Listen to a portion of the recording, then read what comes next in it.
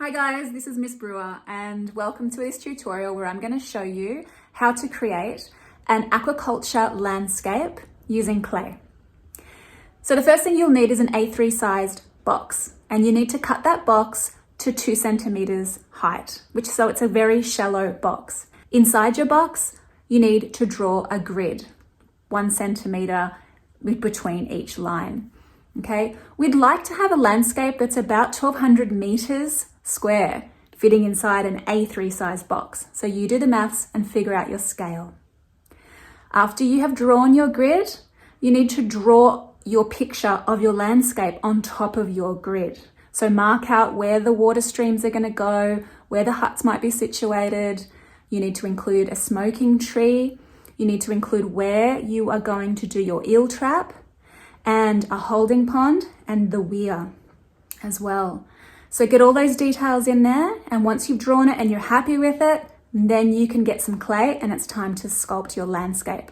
So I've done a bit of an example over here. I'm going to show you what I've done to create my landscape. So here is my landscape, and you can see that I've just used the clay just for the areas where I'm building my stream. So I'm not using clay throughout the whole box because it's a waste of clay. Okay, we're going to fill in these gaps with soil later on. So the clay has been used, by sort of coming up to this end of the box, and I've put a bit of cardboard here because I know I want a bit of a hill there. So it's a bit of an elevation that you can use cardboard for. I've also put a bit of an elevation over here with clay because this is the beginning of my stream of water. So I'm imagining that I'm going to be pouring water down here, and the water is going to go through the landscape, and it's got 2 pathways. One pathway is it's going to come along here, and it's going to accumulate in my holding pond, or the sinkhole, where the Gunditjmara people used to store their eels. And the other area that the water is going to come down is through here, and I have decided that I'm going to put my eel trap just here. So I have stuck sticks into the clay across the section where my eel trap is going to be. And that is exactly what the Gunditjmara people would do, because when you build your trap and you put your trap in here, you need to wedge it in between these sticks. So when the water comes through, it comes through the sticks and into through the trap, so the eels might get caught in there. Then you'll notice that with this model that the water's going to continue, and it is actually going to come off the model, and it's just going to pour out. So we're going to, when you actually do test this, make sure that this part of your model is over a sink.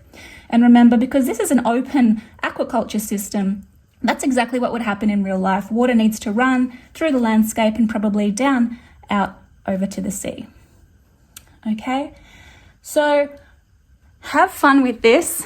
Enjoy building your landscape. I'm going to leave that clay there for 24 hours so it dries. Tomorrow I'm going to test that the water is doing what I want it to do. If it is and I'm happy with it, then I'm going to place my eel trap, and I'm going to build my weir and all the other bits and pieces and details. I'm going to fill it with soil in and around, and hopefully I'm going to come up with a really amazing imaginary landscape similar to what the Gunditjmara people may have been accustomed to thousands and thousands of years ago in their extraordinary aquaculture settlements. Have fun with this, guys.